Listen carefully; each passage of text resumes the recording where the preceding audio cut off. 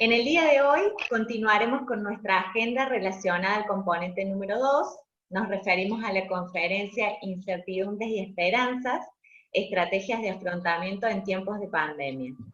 Al final de la disertación, habilitaremos un espacio para preguntas e intercambio de ideas. La conferencia está a cargo del licenciado en Filosofía Carlos Hasselborn.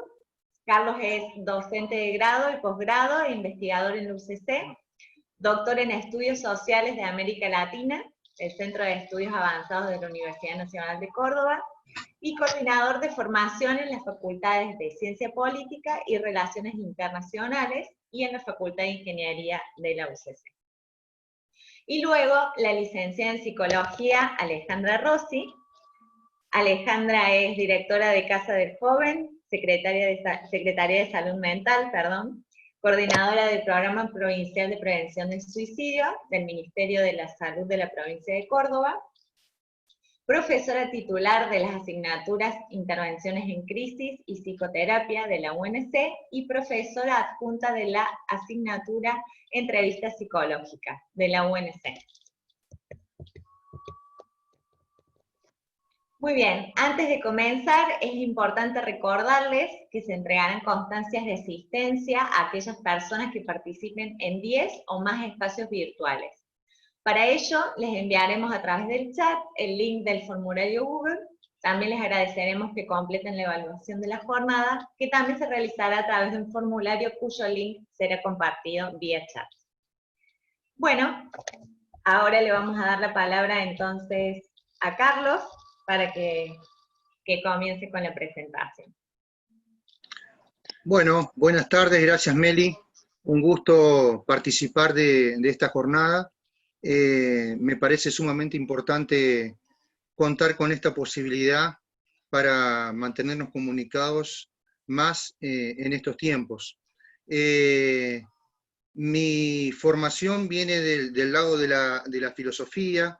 Por lo tanto, lo que les voy a compartir va a ser una reflexión en torno a la pandemia, a lo que estamos viviendo como sociedad global, pero enfocando un poco también en el concepto de subjetividad. Si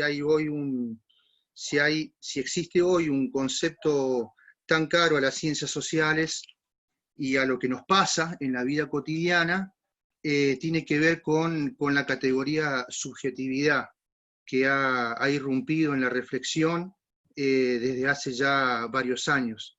Les quiero compartir que desde la filosofía y las ciencias sociales, la subjetividad también tiene que ver con algunas pasiones, algunos sentimientos o emociones que están presentes en el contexto contemporáneo y más en situaciones de crisis o incertidumbre. De esto después se va a referir un poco más Alejandra, pero yo quería rescatar en primer lugar una pregunta de inicio. Tal vez en la próxima diapo se habla mucho de la normalidad o de volver a la normalidad o a una nueva normalidad, ¿sí? Y lo que por ahí me interesaba a mí también poner eje en la pregunta es ¿qué normalidad hemos perdido? Y cómo era esa normalidad, qué características tenía, qué problemáticas subyacían a esa normalidad, qué tensiones, qué conflictos la atravesaban. Esto para no caer en esta actitud de que lo que hemos perdido era lo bueno, y lo que viene no sabemos muy bien en qué va a consistir. Y creo que como personas adultas que están en un proceso de formación, de capacitación, tanto técnica como humanística, nos debemos la pregunta acerca de esa normalidad que supuestamente estamos perdiendo, ¿no?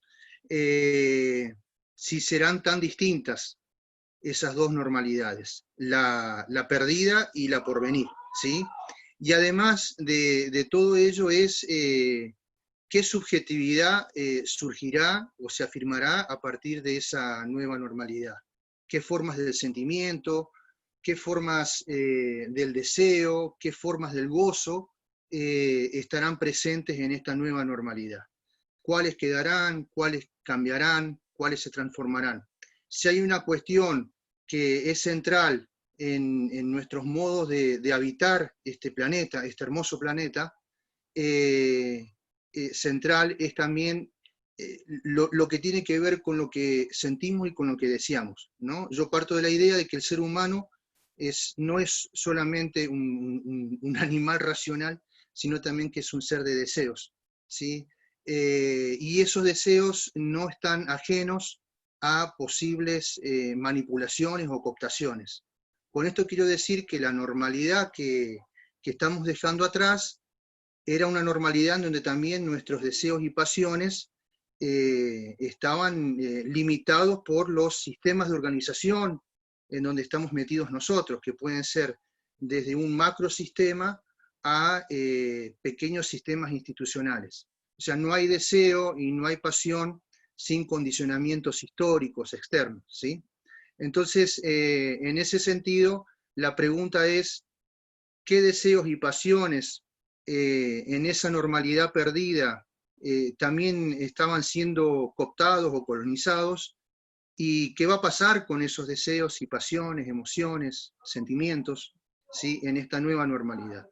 Y tal vez es una buena oportunidad, como toda situación de crisis global, para repensar también lo que somos, lo que deseamos, y nuestras formas de gozar, nuestras formas de la felicidad, de cómo pensamos y sentimos la felicidad.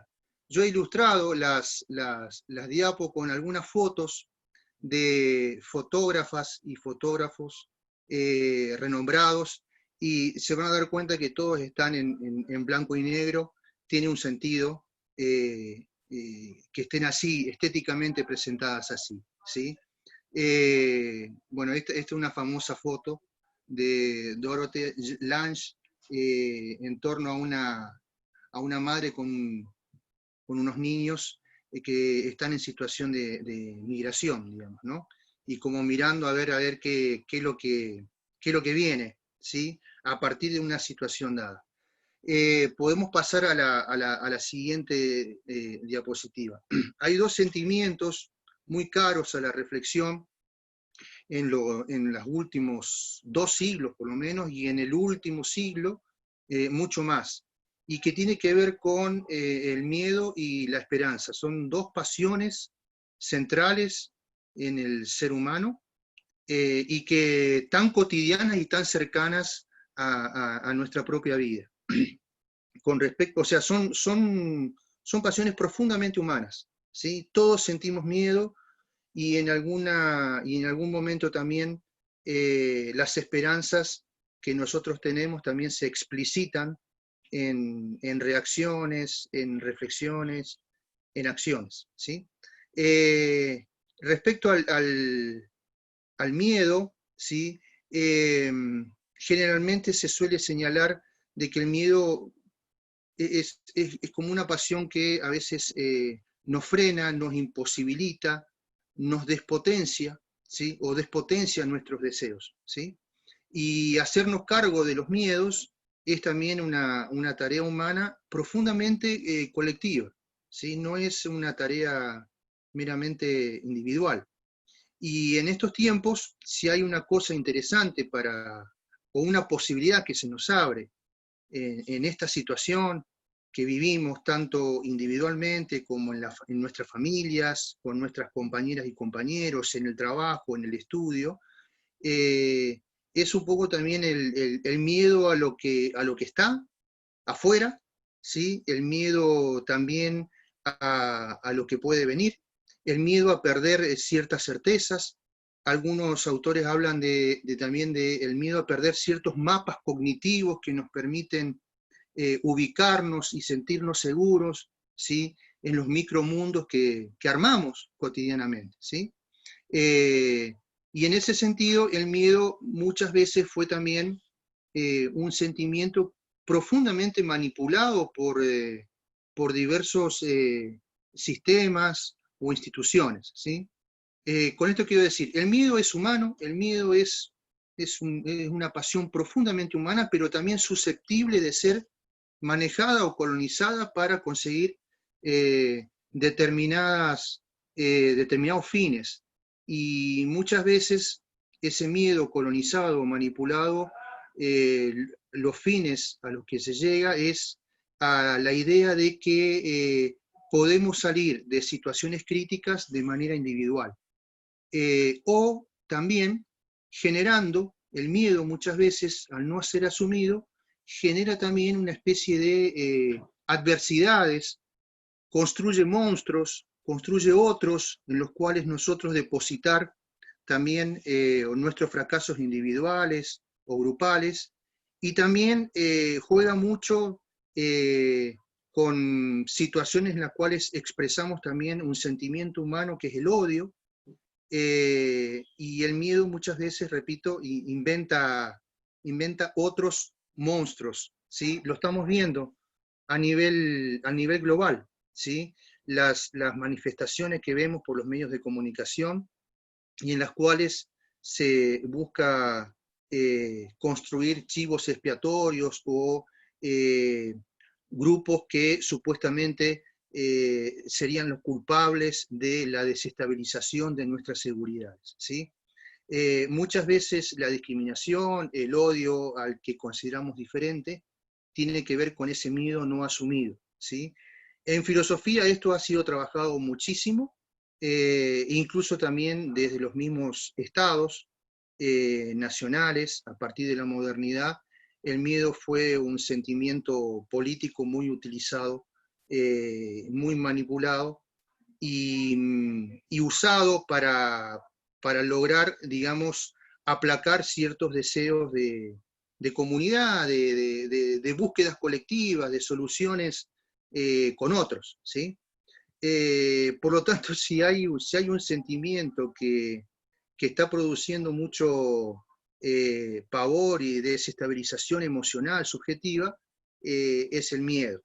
Repito, es natural el miedo, es natural sentir miedo, ¿sí? Eso no sería el problema es que no lo podamos expresar, no lo podamos verbalizar, ¿sí? Y por otro lado, en la diapo siguiente está la parte del miedo, eso se lo van a quedar ustedes también allí, ¿sí? Es un poco lo que les señalé allí. El miedo también nos puede llevar a la resignación. De allí, por eso, me parece importante reconocerlos, ¿sí? Y ponerles palabra a esos miedos. Ahora, ese reconocimiento y ponerles palabra es una tarea colectiva, no es solo una tarea individual, ¿sí? La subjetividad también es una subjetividad colectiva, ¿bien? Entonces, la salida a un miedo que pueda terminar en odio al diferente es reconocernos, reconocer que tenemos miedo, reconocer a qué tenemos miedo, qué nos genera miedo, y eso está bueno poder verbalizarlo. En términos terapéuticos, de eso sabe mucho más Alejandra que yo, pero en ese sentido la palabra cura, ¿no? La palabra es curativa. Y la palabra en comunidad, ¿sí? Esta foto la puse porque me encanta, son dos niños en el Chile de hace unas décadas atrás, y bueno, también mirando hacia el frente, y podemos también reconocer los distintos rostros que hay en cada uno de ellos, ¿no? Dos rostros distintos y que dicen mucho, ¿no? Nos dicen mucho también, nos miran a nosotros los miramos a ellos. Hay el arte y la fotografía en particular, eso va por un gusto personal, me parece que muchas veces dice mucho más que muchas palabras o muchos libros, ¿sí? Con respecto a la esperanza, generalmente nosotros tenemos como una actitud positiva frente a la esperanza. Tendemos a señalar que el miedo es una pasión negativa o una emoción negativa, y la esperanza una emoción positiva. Pero la esperanza también tiene sus claroscuros. ¿Por qué? Porque la esperanza nos puede llevar a una idea ilusoria de la realidad y de lo que somos, a una especie de fuga de la historia en donde estamos metidos, esa historia profundamente contradictoria, ambigua, y a veces la esperanza también ha sido utilizada también, ¿no?, por diversos sistemas de organización social. Cuando yo digo sistemas de organización social, estoy pensando desde un sistema económico hasta un sistema político y hasta también los microsistemas que se expresan en diversas instituciones: familia, escuela, universidad, iglesias, etcétera, ¿sí?, estados. Por eso también la esperanza, cuando se olvida de la vulnerabilidad humana, es decir, la radical vulnerabilidad humana en la que participamos, nos puede llevar a ciertas ilusiones ingenuas, ¿sí?, de no ser realistas, de no ser conscientes de nuestros propios límites. Pero además de eso, como toda pasión humana es ambigua, el miedo también, la esperanza, lo que señala, lo que afirma, es la posibilidad de sostener que la realidad no es solo lo que vemos, no es solo lo que nos rodea. La realidad también son las posibilidades que están presentes en esa realidad que a veces parece adversa. Entonces, en ese sentido, la esperanza también es una especie de afirmación de la vida, afirmación de que esto no es solo, no es toda la realidad, que la realidad tiene posibilidades a veces incluso ocultas, y esa esperanza es como una especie de cierta terquedad de que esto no es la última palabra, digamos, ¿no? Entonces es como una especie de afirmación de que queremos seguir viviendo, de que queremos seguir viviendo bien, y que ese querer seguir viviendo bien supone también el que otros vivan bien, ¿sí? Es afirmar, dicen algunos autores, que hay un plus de posibilidad, ¿sí? Hay algo más allá de lo que vemos, hay algo más allá de lo que sentimos, ¿sí? Entonces, en ese sentido, si las sociedades no hubieran tomado en sus manos sus miedos y sus esperanzas, no hubieran avanzado en la conciencia de su propia humanidad, en la ampliación de derechos, en la ampliación de nuevas dimensiones humanas y en el descubrimiento de nuevas posibilidades. Por lo tanto, yo creo desde la mirada, desde la filosofía, si hay dos pasiones que están siendo trastocadas en medio de esta situación global, son el miedo y la esperanza, ¿sí? Habría que preguntarse qué miedo y esperanza nos ofrecía la normalidad perdida y qué miedos y esperanzas estarán presentes en lo que se llama la nueva normalidad. Y por último, ¿sí?, en la siguiente diapositiva, bueno, ahí también otra hermosa foto, ¿sí?, de unos niños, ¿sí? Allí parece que irrumpiendo de un camión con una lona, ¿sí?, y ahí aparecen esos rostros, esos cuerpos, ¿sí? Esa foto me hizo reflexionar mucho sobre lo que hablamos recién sobre la esperanza, ¿no? La esperanza es eso, ¿no? Es salir y ver que la realidad no es solo lo que está dentro de esa caja del camión envuelta en esa lona, ¿sí? Hay algo más, por más que esa esperanza a veces, ¿sí?, sea incierta, ¿no? Terminando con la reflexión final, esa es otra foto también que me gusta mucho, ¿sí? Y que tiene que ver con la idea de vencer los miedos y esperar de que hay algo que nos sostiene, ¿sí? Y ese algo que nos sostiene es el deseo compartido con otros, ¿no? Por lo tanto, a mí me parece que puede estar interesante para ustedes que están en un proceso de formación académica, la pregunta sobre los deseos que nos movilizan, ¿no? Y no para tener sobre ellos una mirada moralizante o moralista sobre ellos, que dice, bueno, ese deseo está malo o ese deseo está bueno, sino simplemente, en primer lugar, reconocer, ¿sí?, los deseos que nos movilizan, hasta qué punto esos deseos también están condicionados por nuestras propias biografías, y por la sociedad en la cual estamos atravesados, digamos, y sus conflictos. Y creo profundamente que reconocernos vulnerables y ponerle palabra a esa vulnerabilidad expresa un deseo de vivir bien con otros, ¿sí? La idea de poder decir que no lo podemos todo, de que a veces la realidad nos supera, la mayoría de las veces la realidad nos supera, ponerle palabra a eso, palabra significa también decir algo a alguien, ¿sí? Y eso supone un otro u otros, ¿sí? A eso yo le llamo comunidad, digamos, ¿no? Es decir, en poder recuperar, en poder reconocernos vulnerables, está la posibilidad de afirmar la comunidad, ¿sí? Y termino con una frase que a mí me gusta mucho, de un gran de un gran personaje que tuvo que ver también con la situación que vivió Sudáfrica. Tal vez ustedes recuerden la apartheid en Sudáfrica, esta sociedad atravesada por un sentimiento racista muy profundo y que logró al menos superarlo en parte. Y esta frase es de un pastor anglicano, si no me equivoco, Desmond Tutu, que fue también incluso propuesto como Premio Nobel de la Paz, y tiene una frase que a mí me desestabiliza en mis propios egoísmos, ¿no? Esta idea de yo soy si tú eres, ¿sí? O sea, la afirmación de lo que yo soy supone también la afirmación del otro, la afirmación de la comunidad. Y creo que tiene que ver un poco con el mensaje que queremos trabajar, profundizar en nuestras instituciones jesuitas y más allá también de ellas, ¿sí? Yo espero que la nueva normalidad nos posibilite, ¿sí?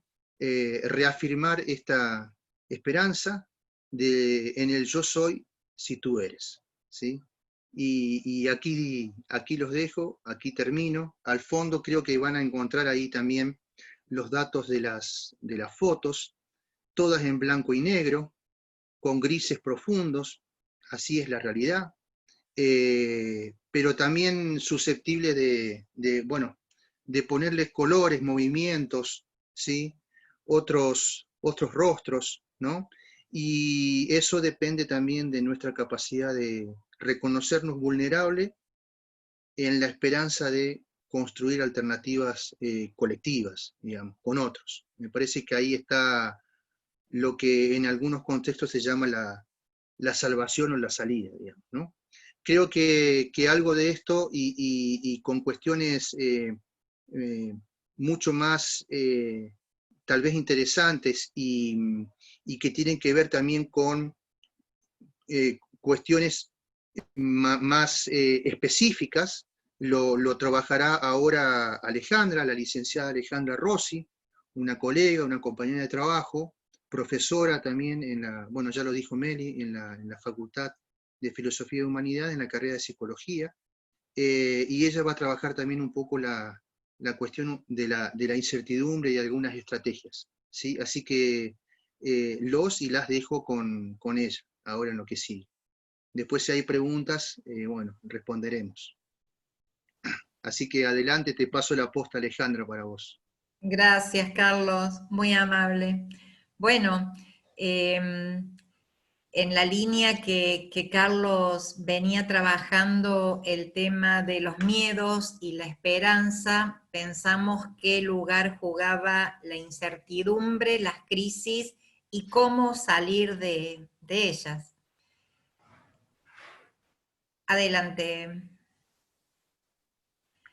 Y pensándolo también dentro de las consignas que teníamos para el encuentro de hoy, en el contexto actual relacionado a la pandemia de COVID-19, ¿sí? Esta, que empezó siendo una epidemia, pues al principio alcanzaba localmente a algunas localidades y países, fue declarada por la Organización Mundial de la Salud como una emergencia de salud pública de preocupación internacional el 30 de enero del 2020. Si ustedes se rememoran esa fecha o lo que fue el mes de enero, febrero para nosotros, nada nos hacía pensar que podríamos estar atravesados por esta situación en algún momento, ¿no? Parecía que le pasaba a los otros, no a nosotros. Es más, por mucho tiempo nos referimos como al virus chino. Bueno, esta globalización que tomó la epidemia y que se convirtió o se empezó a denominar pandemia, tiene como característica su extensión por varios países, por varios continentes y el mundo entero. ¿Sí? Por eso también ustedes cuando escuchan las noticias o ven la información sobre la propagación del virus, habrán notado que al principio eran importados, es un caso importado, ¿sí? Después se empezó a hablar de contacto estrecho, que eran aquellos contagios que se daban entre conocidos. Y ahora estamos hablando de circulación comunitaria en tanto y en cuanto el virus circula entre nosotros de manera generalizada. Vamos con la próxima. Cuando uno piensa en el COVID-19 y qué relación puede tener con un desastre, con una catástrofe, nos parece indicado enmarcarla dentro de esto que se conoce como catástrofe social, ¿sí? Esta denominación surge cuando uno habla de fenómenos que no tienen que ver con la naturaleza o con cuestiones telúricas, sino que la mano del hombre tiene probablemente una preponderancia importante. Acá no conocemos ampliamente al enemigo. Si esto se originó en un laboratorio, si fue adrede, la verdad que los científicos están trabajando en cuestiones que tienen que ver con poder recuperar el estado de salud, y después quedará para discutir cómo semejante pandemia tomó esta magnitud, ¿sí? Lo que sí, englobarla dentro de las catástrofes sociales tiene que ver con el grado de vulnerabilidad a la que quedamos expuestos todos, ¿sí? Ante esto, todos somos damnificados. Entonces, bueno, eso es importante para tener en cuenta. Acá cuando ustedes van a ver entre comillas, entre paréntesis, que se habla de concepción obsoleta, tiene que ver en relación a los desastres naturales, o antes considerados naturales, porque ya la evidencia nos dice que los fenómenos naturales no están limpios de la mano del hombre, ¿sí? Entonces hay que pensarlo en un marco aún mayor que tiene que ver con el ambiente, con la antropología, la filosofía, digamos, mirarlo de una manera más interdisciplinaria. Vamos con la próxima. Eventos de esta magnitud, necesariamente por su impacto, por la sorpresa que causan, son susceptibles de llevarnos a padecer algún tipo de crisis o a vernos inmersos en la crisis. Padecer tal vez no es el término más concreto, porque ustedes van a ver acá que la crisis tiene que ver al mismo tiempo con el peligro inminente y las oportunidades de cambio, ¿sí? El peligro inminente habitualmente se da cuando esta crisis no puede ser trabajada por la persona o no puede recibir ayuda externa como para tramitarla, y muchas veces este peligro inminente se ve reflejado básicamente en cuestiones que tienen que ver con la violencia, ¿sí? La violencia generalizada en cualquier tipo de manifestaciones, o las violencias individuales que muchas veces quedan plasmadas en el homicidio y el suicidio. Pero, como la otra parte del ideograma nos lleva a este campo de la esperanza que nos presentaba Carlos, toda crisis representa también una oportunidad de cambio, ¿sí? Las crisis también significan crecimiento. Pero bueno, este crecimiento también va a ser o va a venir de la mano de la ayuda de alguien más. Para hablar de crisis también tenemos que hablar de la subjetividad, porque los eventos que son críticos para algunas personas, para las otras no lo son. Entonces también tenemos que ser cuidadosos con ese término, porque nosotros también le ponemos nuestra impronta subjetiva. Y tal vez lo que para nosotros no es crisis, para la persona que está sufriendo, que está pidiendo ayuda y que tenemos enfrente, sea lo peor que le ha pasado en la vida, ¿sí? Y también tenemos que diferenciar las crisis del desarrollo con aquellas que son circunstanciales. ¿Por qué diferenciarlas? Porque de alguna manera para las crisis del desarrollo venimos social y culturalmente preparados. En cambio, las circunstanciales nos agarran de manera imprevisible, sin preparación, y muchas veces generan un desborde emocional que la persona sola no puede de alguna manera domeñar. Vamos con la próxima. Bueno, hay manifestaciones que son esperables. Ya Carlos hablaba del miedo como algo esperable. Desde la intervención en crisis o desde la psicología de la emergencia tenemos un eslogan que dice: son reacciones esperables ante situaciones completamente anormales. ¿Sí? Nosotros no esperábamos ni estábamos preparados para una pandemia. Entonces, es esperable que muchas de estas reacciones se pongan en evidencia o en juego. ¿Esto por qué es importante resaltarlo? Porque no todo lo que sentimos o estamos vivenciando tiene que ver con psicopatología, ¿sí? El enfoque psicosocial justamente mira desde los aspectos salutogénicos, ¿sí? Y sobre eso se basa para poder ayudar a las personas a afrontar estos eventos adversos. Entonces, en lo físico podemos esperar un alto grado de activación fisiológica, esto que se traduce como palpitaciones, ahogo, opresión en el pecho, la tensión muscular, los cambios en la respiración, las sensaciones de vértigo o mareo. Un clic más, por favor.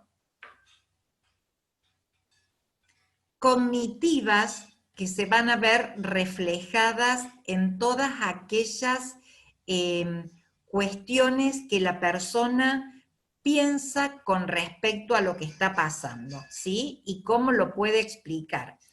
Nosotros, uno de los ítems que vemos en la intervención en crisis, por ahí le llamamos cognoscitivo, y que tiene que ver justamente con cómo las personas interpretan esto que les está pasando y cómo lo pueden poner en palabras, ¿sí? Por supuesto que estas manifestaciones siempre van acompañadas de la verbalización de lo que la gente nos transmite, ¿verdad? Y de lo que creen sobre ella. Otra más.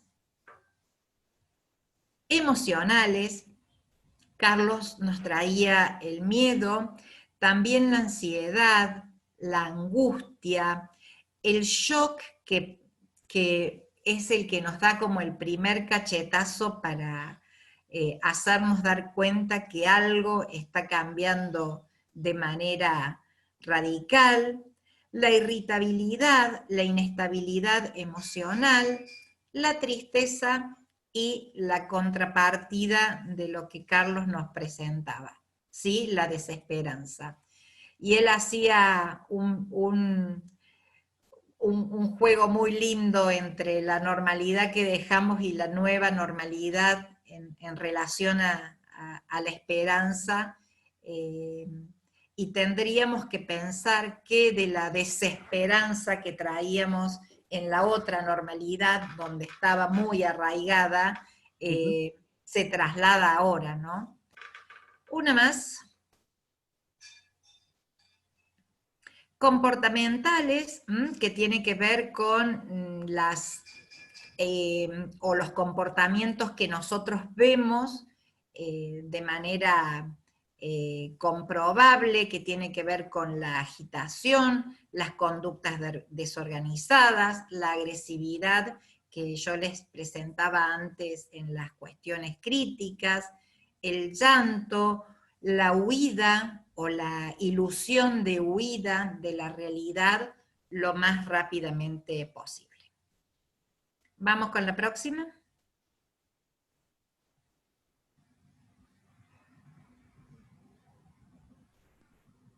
¿Tenemos una más? Ay, se nos pone en negro ahora. Bien. Damos otro clic.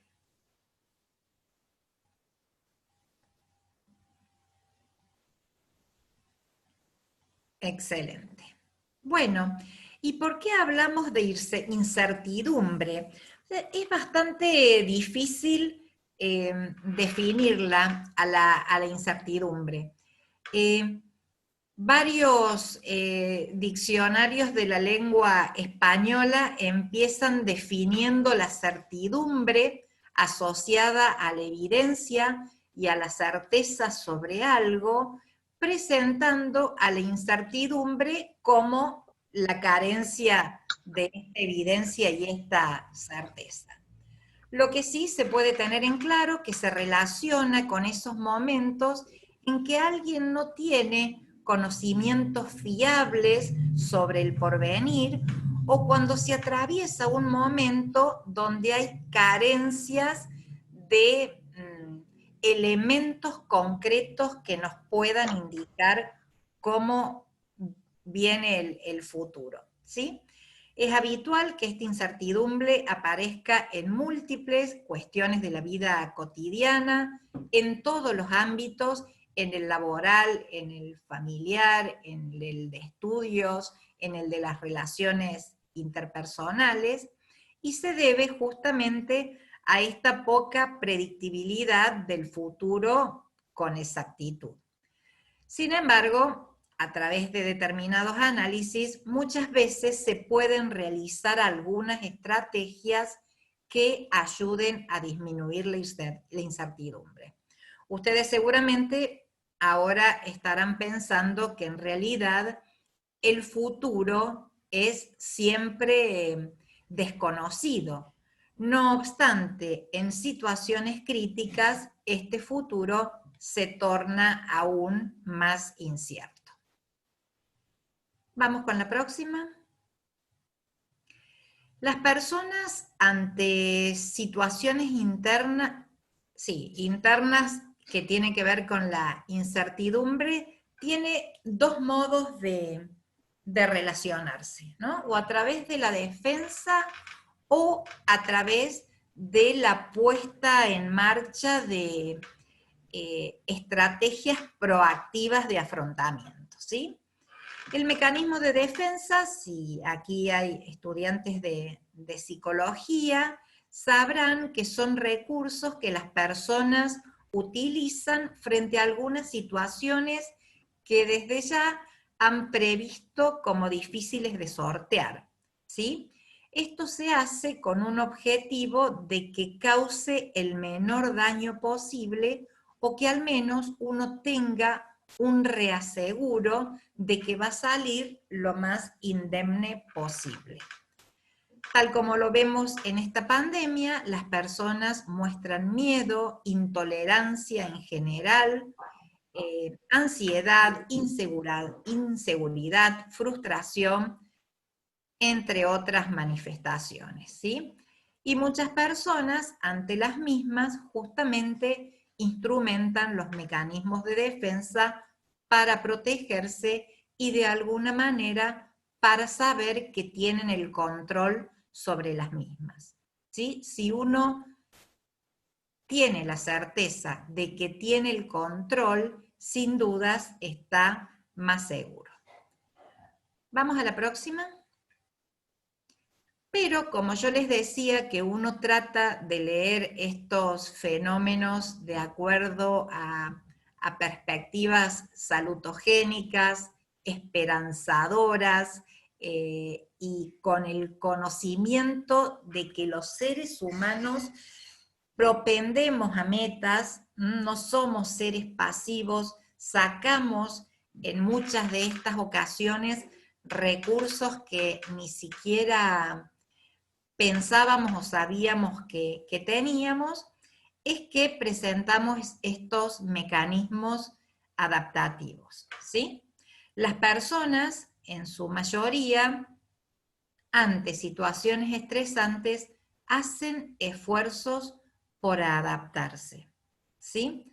Gracias a estos esfuerzos aparecen formas de pensar, de sentir y de actuar que logran de alguna forma amortizar esta sensación de estar enfermando o de no sentirse como se sentía antes ante situaciones adversas.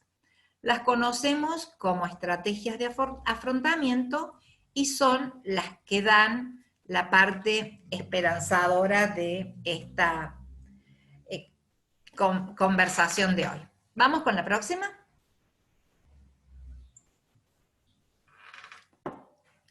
Las estrategias de afrontamiento son de muy diversas índoles. Hay centradas en resolver el problema. Las personas parten de una premisa que es aquella que dice que el problema tiene solución.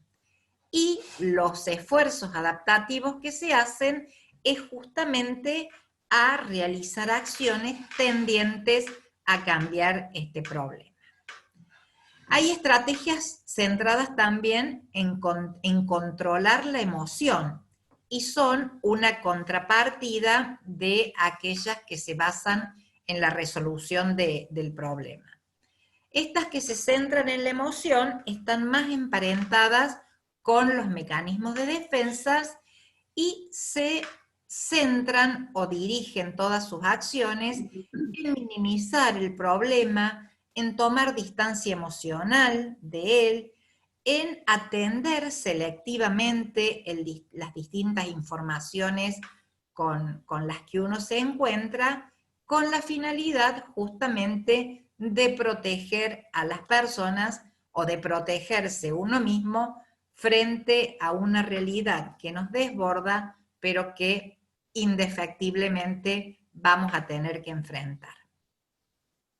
Hay estrategias activas frente a una resignación pasiva, estarían más emparentadas con las primeras, con las que tienden a resolver el problema, y son aquellas que las personas ponen en juego para reducir la tensión, ¿sí? Por ejemplo, al principio del inicio del aislamiento social preventivo y obligatorio, vimos que las personas empezaban a hacer cosas que no eran habituales.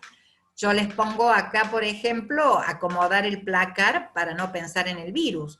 Muchos otros empezaron su huerta, empezaron a compostar, empezaron a hacer pan. Hubo un momento en que colapsó la venta de harinas y levaduras. Bueno, digamos, las personas se ponen a hacer algo para no resignarse pasivamente.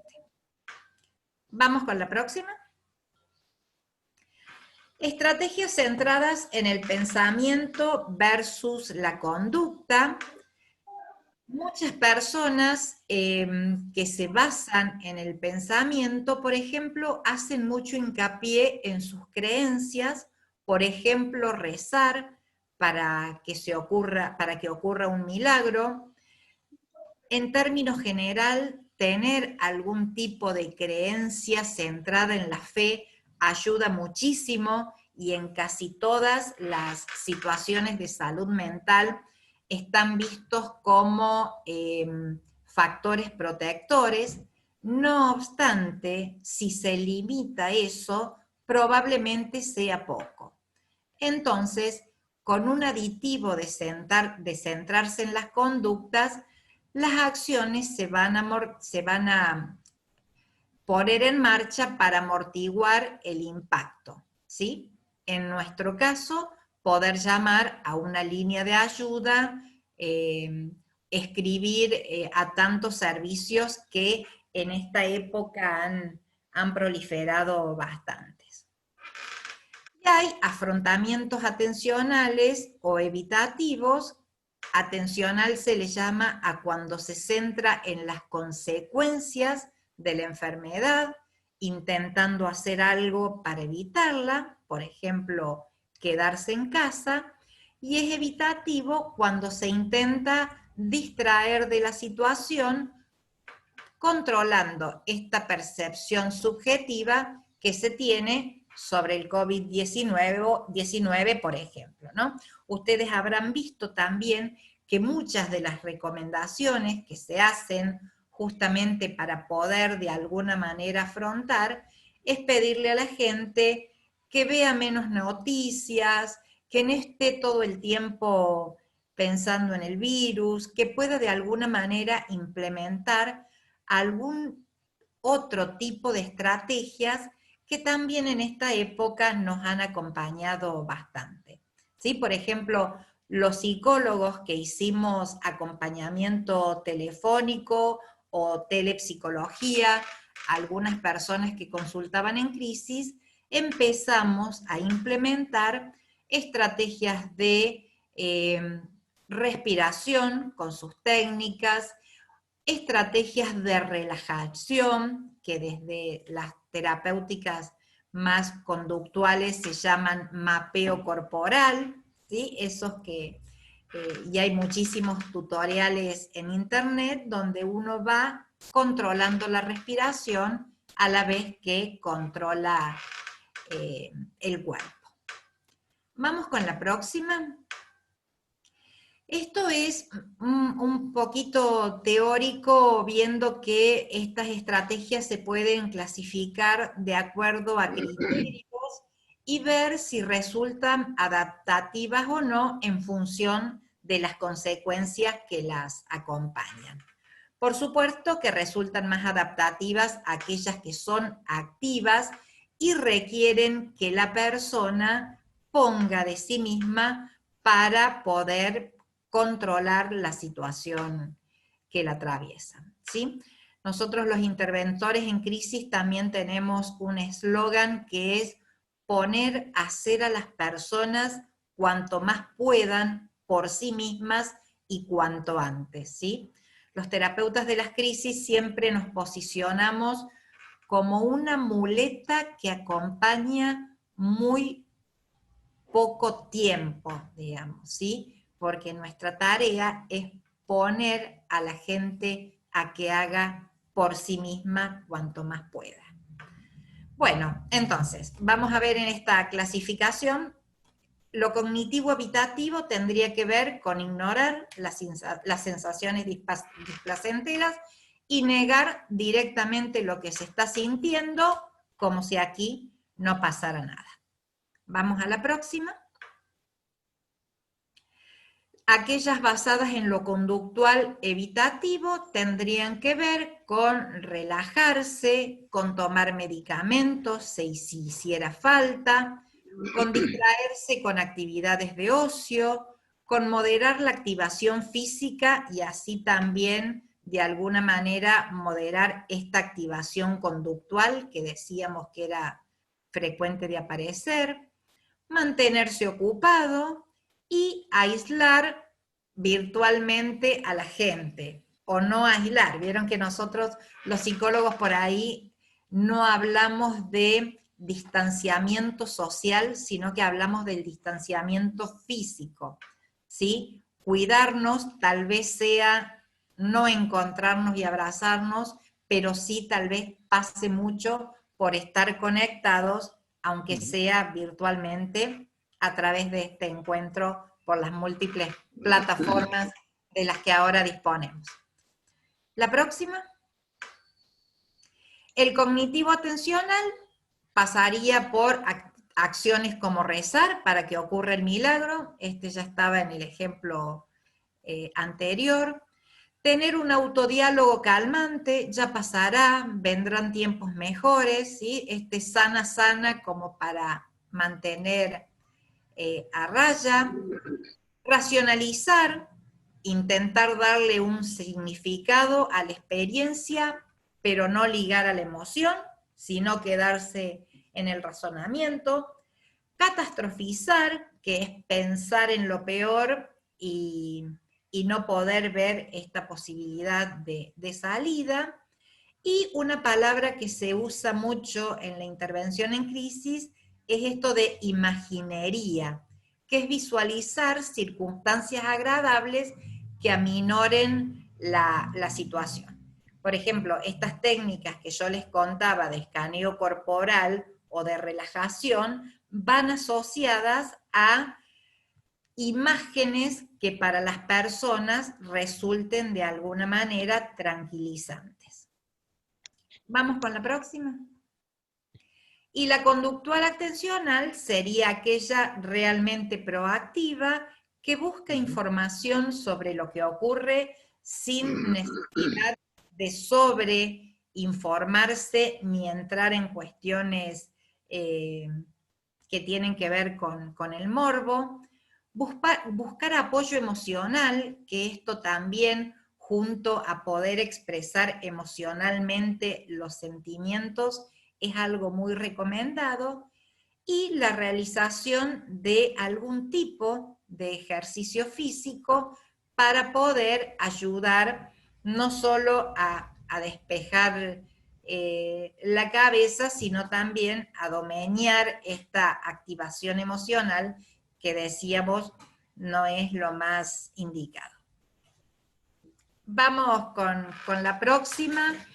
A modo de cierre, podemos decir que de las crisis se sale de una forma u otra. Esto es para resaltar no solo lo que vimos al principio del peligro inminente o la oportunidad de cambio, sino también para marcar que la crisis tiene que ver con un estado agudo, que las personas no podemos soportar estados críticos por mucho tiempo, porque nuestro aparato psíquico no está preparado para una descarga de energía de ese tipo por mucho tiempo. Que es muy importante para salir de estas crisis, contar con recursos personales, sociales, familiares y de accesibilidad. En esto de accesibilidad están los recursos económicos. Por ahí parece frío ponerlo, pero una persona transita de manera diferente una crisis si no tiene acceso a la comida, a la salud mental, a un abrigo. Entonces la accesibilidad es muy importante. También saber que estas habilidades o estas estrategias de afrontamiento con las que venimos trabajando se construyen y deben ser ejercitadas. Por eso nuestro trabajo como agentes de salud mental, como psicólogos que nos estamos preparando, como profesionales de cualquier área, debe ser trabajar en la prevención de cualquier tipo de enfermedad y en la promoción de la salud. Es una cuestión que nosotros deberíamos trabajar desde que la persona es niño hasta que llega a adulto.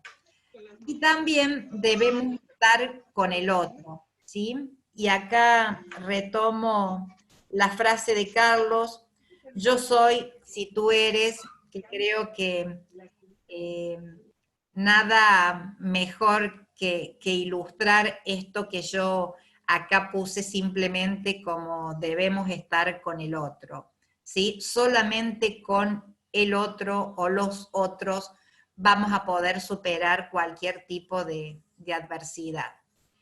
Y bueno, también pedí permiso para cerrar esta conversación haciendo referencia a que mañana, 10 de septiembre, es el Día Mundial y Nacional de la Prevención del Suicidio. Ese día es para recordarnos que el suicidio es prevenible y que el lema que motiva a las asociaciones que trabajamos en la temática es que debemos trabajar juntos para la prevención de esta conducta, ¿sí? Esta conducta muchas veces surge después de una crisis y una decisión que se toma en un momento de crisis no siempre es la mejor decisión. El año pasado, a raíz de las jornadas mundiales de salud mental, el lema fue: tómate 40 segundos para salvar una vida. Las estadísticas nos dicen que a nivel mundial, cada 40 segundos alguien se suicida en el mundo. Y yo les voy a pedir como ejercicio que ustedes puedan en algún momento ver cuántas cosas podemos hacer con el otro en solo 40 segundos. Al menos podemos preguntarle cómo está, cómo se está sintiendo, y si ante esto que le está tocando vivir, en algún momento ha pensado en quitarse la vida. Muchísimas gracias.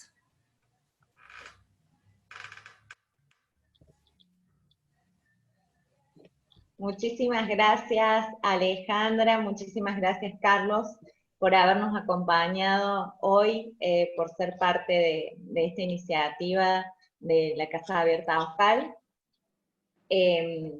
Mañana tenemos a las 12 horas, igual que hoy, 10 horas de Quito, los talleres culturales, también organizados por la UCC, así que los invito a todos y todas a que formen parte de esta nueva actividad. Ahora vamos a abrir un espacio para que realicen algunas preguntas, en el caso de que, bueno, les hayan surgido a medida que fue presentando tanto Carlos como Ale. Así que nos leemos si nos quieren hacer alguna consulta. Meli, perdón. Mientras los participantes van comentando las preguntas, voy a compartir el link para la asistencia y la encuesta de satisfacción. Así Perfecto. Que ahora voy a compartirlo. Si son tan amables todos los participantes de completarlos, se lo agradeceríamos.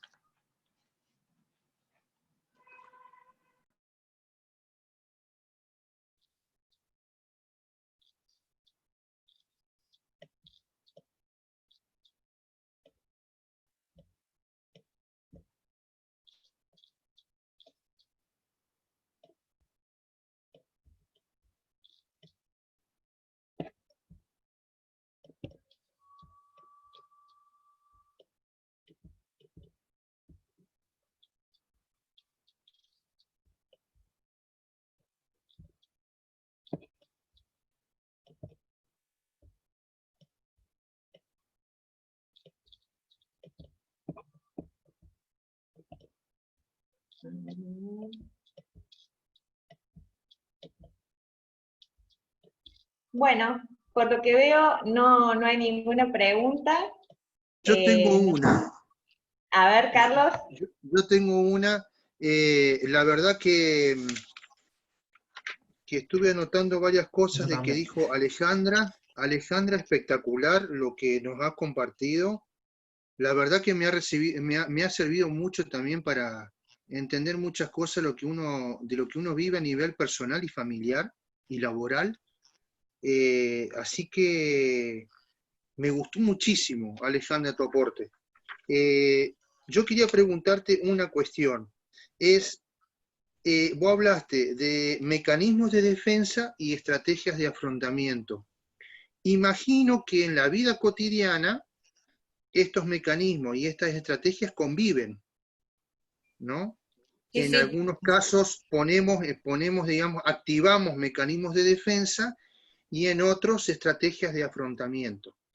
La pregunta mía, y que me interesa mucho también pensando en mis estudiantes, ¿no? Es si hay algún tipo de test o cuestionario en donde uno pueda tener más o menos como una especie de mapa en dónde estamos parados, digamos, frente a quiénes estamos impartiendo nuestras clases, qué le está pasando, no solamente a los estudiantes, entonces sería muy interesante también realizarlo con los docentes, ¿no? Pero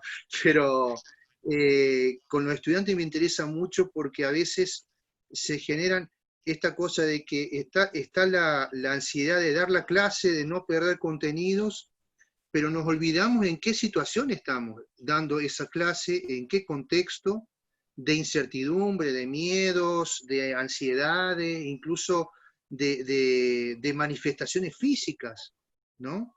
Y que tal vez el docente no tiene información al respecto, digamos. Pregunto si hay alguna manera de poder indagar esto en términos concretos, no es para que lo podamos, la que puedas responderlo ahora así en detalle, después en todo caso nos podemos juntar y charlar un poco más en profundidad de esto, porque estaría bueno hacer alguna actividad en conjunto, Pero me en torno también encanta. digo esto también, bueno, qué otras herramientas le estamos ofreciendo a nuestros estudiantes? No solamente teóricas, sino también me parece que yo como departamento de formación, vos como una profesional que trabaja con personas, no con objetos, no con cosas, y además que estamos en una institución, bueno, jesuita, que tiene un paradigma, digamos, me parece que corresponde, ¿sí? Sin entrar Sí, a sobrepasar cuestiones individuales, sino simplemente, bueno, cuáles son los síntomas que están apareciendo y que a veces el docente no los visualiza, no los tiene como si lo podría tener en la presencialidad. Entonces te pregunto si hay algún test o algún cuestionario que uno podría estar trabajando con sus estudiantes, porque me pareció muy interesante esa cuestión de poderla visualizar, ¿sí? buenísimo. Eh, Sí, sí, hay escalas y me parece bárbaro que podamos hacer algo en conjunto, estaría muy bueno. Nosotros cuando empezó esta situación de aislamiento, generamos para la comunidad interna de la Universidad Católica de Córdoba un dispositivo que se llama Estamos con Vos. sí, lo conozco. Un hijo del que tenemos en la UNC, que es la consulta vía chat de Facebook, ¿no? Que Sí. ha, ha tenido una accesibilidad importante. Y bueno, acá no prosperó, pero sí prosperó otra asociación que hemos hecho a través de justamente la Secretaría de Vinculación de Ingeniería, donde estamos trabajando con toda una localidad del interior en todos sus planos, digamos, en la comunidad extensa, en las escuelas con los jóvenes, con las personas que están aisladas, con aquellos que efectivamente estuvieron contagiados. Así que bueno, hay muchísimo para hacer. Y me encanta esta idea de que podamos tomar alguna de las escalas que miden las estrategias de afrontamiento. Porque bueno, como vemos hoy, que todos nos están escuchando sin abrir la cámara, nos pasa también con nuestros estudiantes. Y si uno quiere indagar, es más difícil. Generalmente no está el diálogo.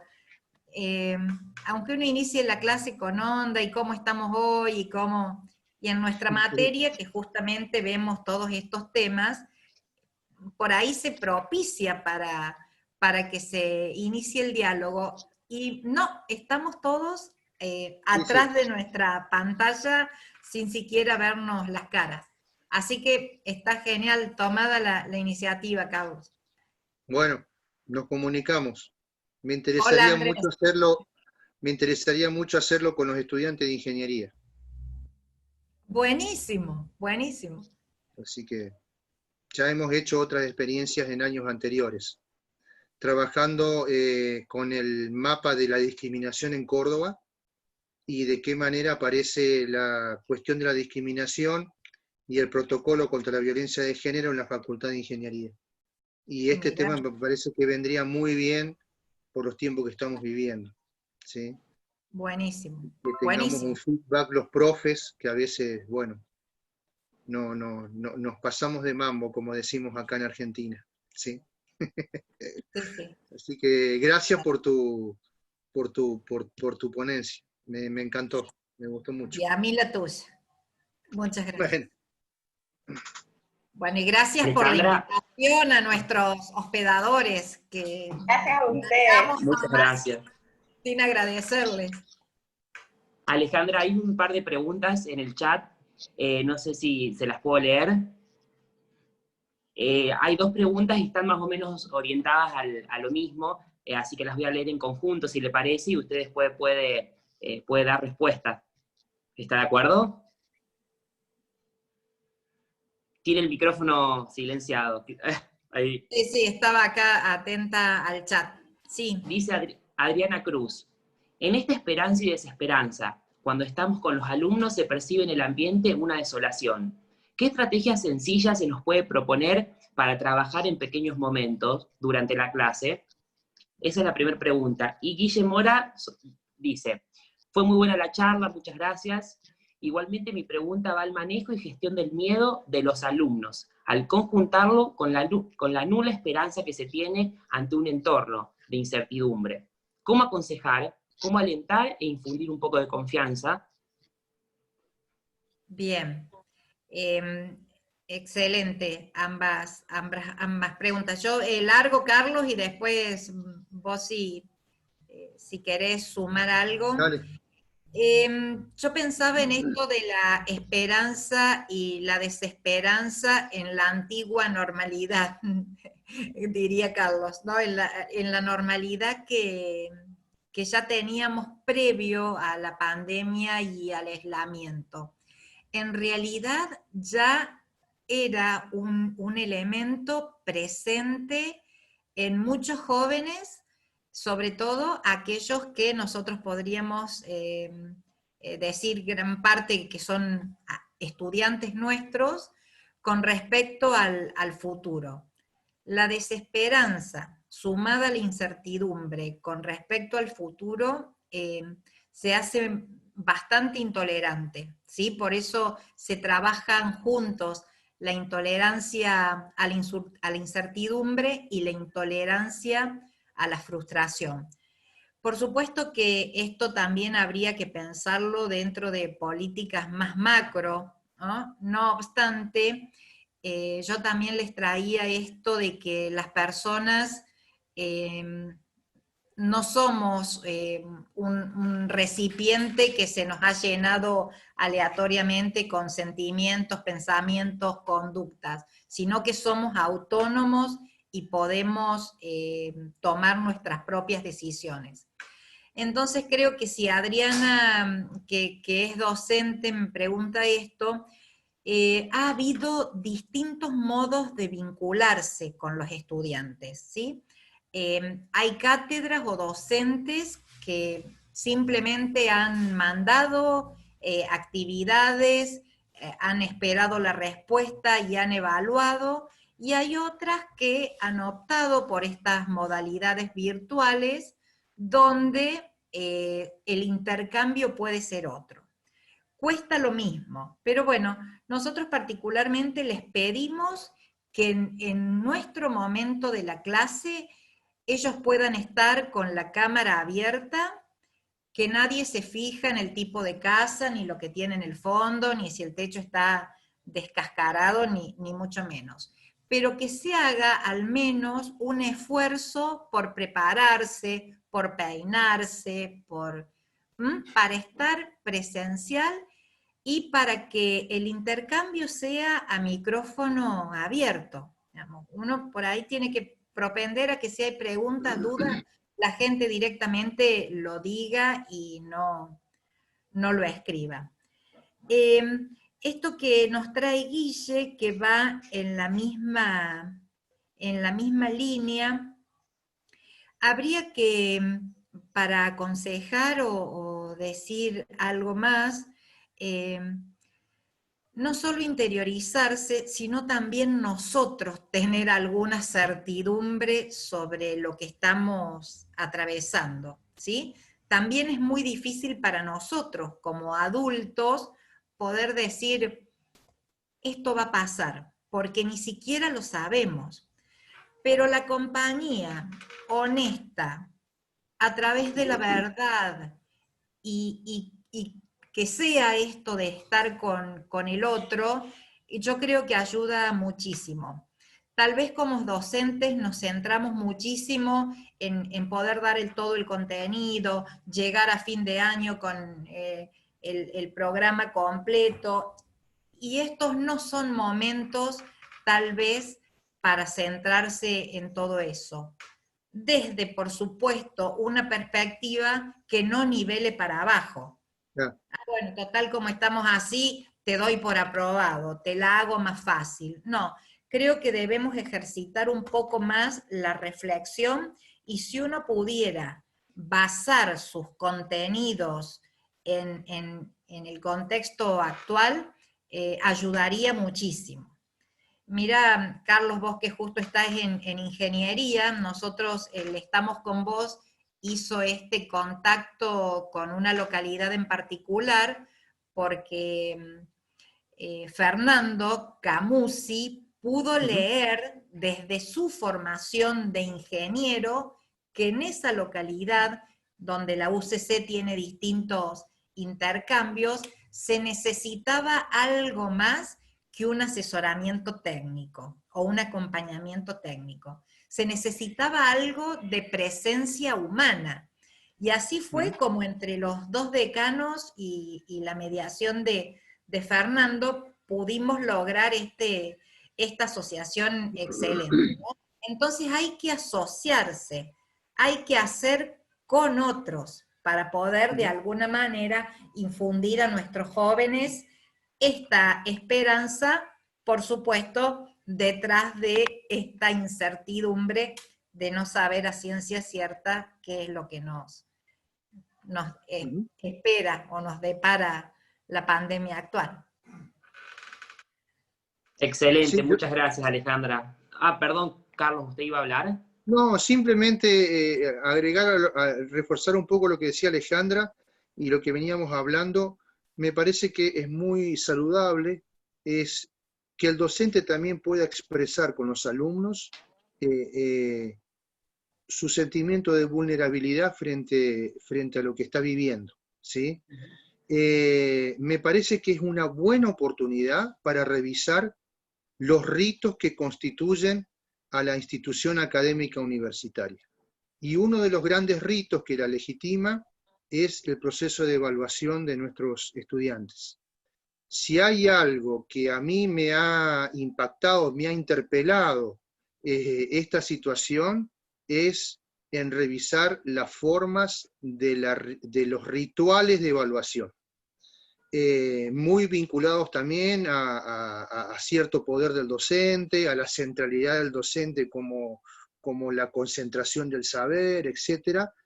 Y creo que empezar a ensayar otras formas de evaluación, porque ese es el poder que tiene la institución académica, digamos, ¿no? Dentro de la lógica, digamos, de las relaciones que hay, dentro de la institución académica, el poder circula, como dice Foucault, pero no circula siempre de manera simétrica. Y sabemos muy bien los docentes que si hay un rito que constituye a la institución educativa es el momento de la evaluación. Hay que repensar eso.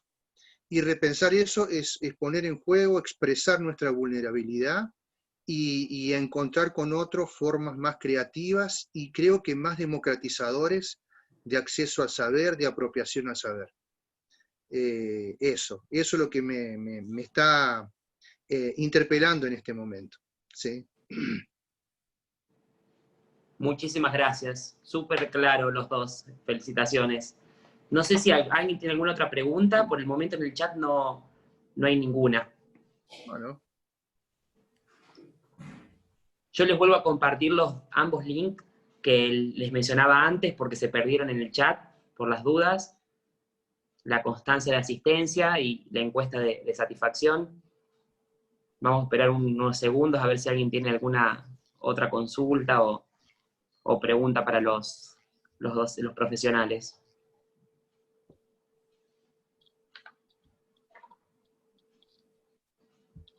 Adriana dice que no ve el link.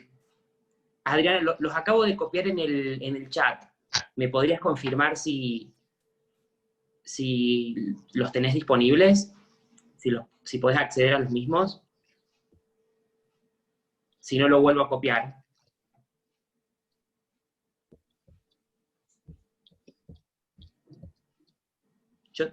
Aparentemente hay algún problema con los links. Yo los estoy viendo. ¿No los ves? Yo sí los veo. Solo se leen las preguntas, dicen. A ver. Un segundo. Disculpen, si querés, Lisandro, me lo podés enviar a mí por mail y yo intento subirlos.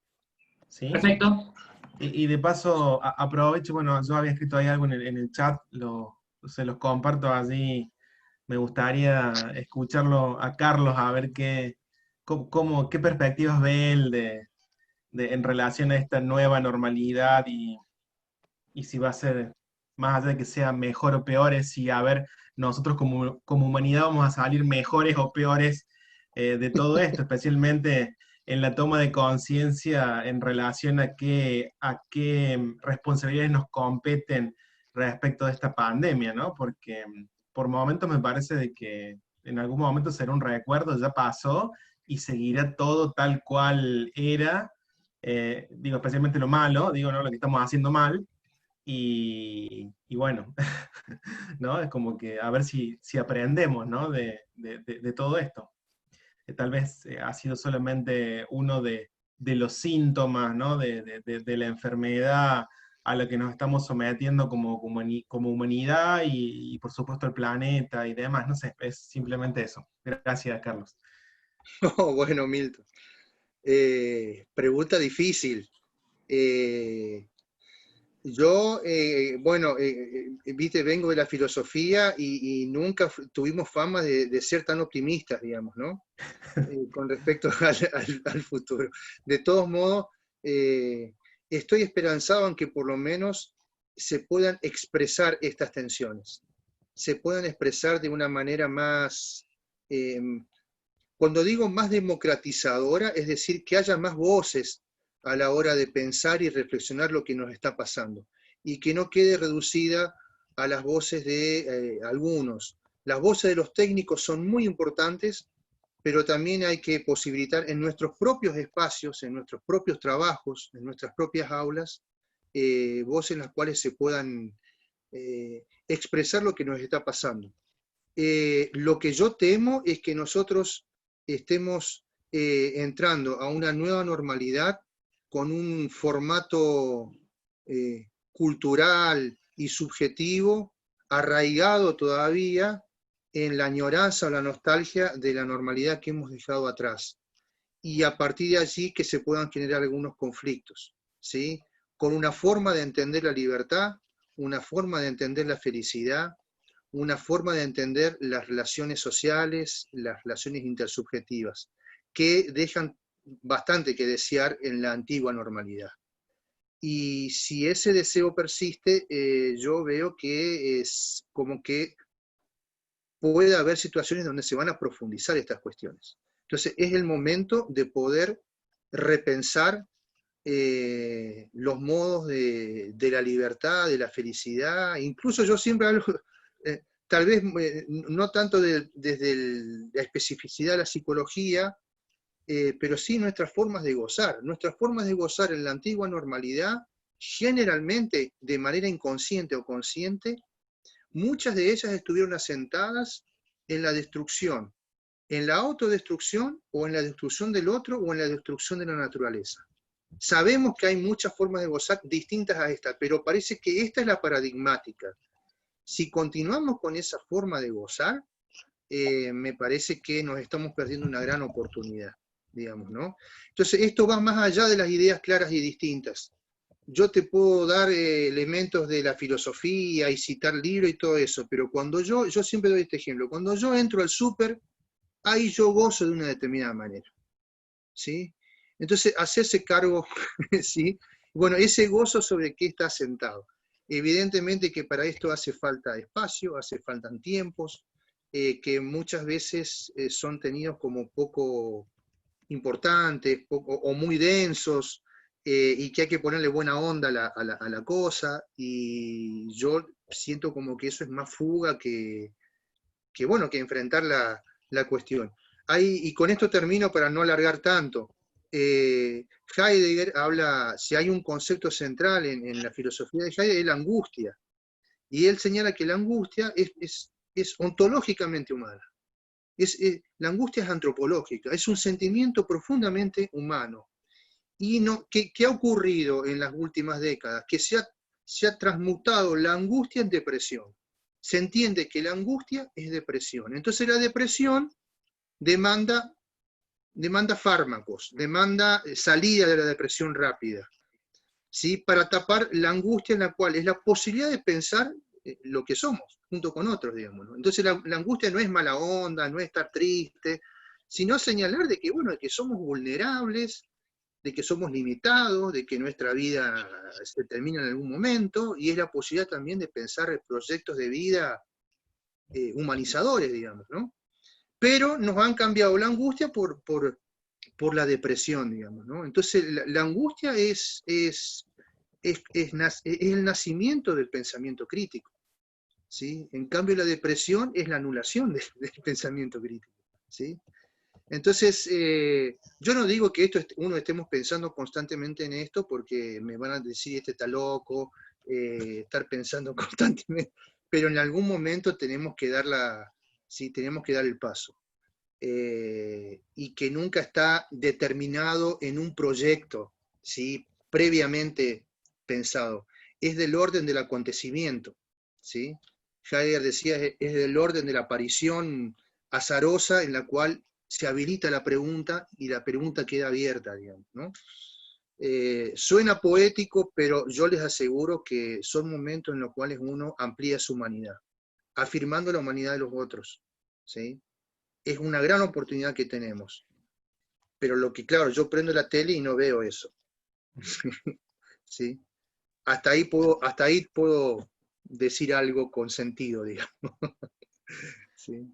Excelente, Carlos. Muchísimas gracias por la reflexión, que nos abre otras tantas a todos y todas los asistentes, así que nos iremos con eso también así pensando. Muchísimas gracias. Sí, podemos gozar de otra manera, Milton. Así es. Bueno, Gracias. gracias a vos también.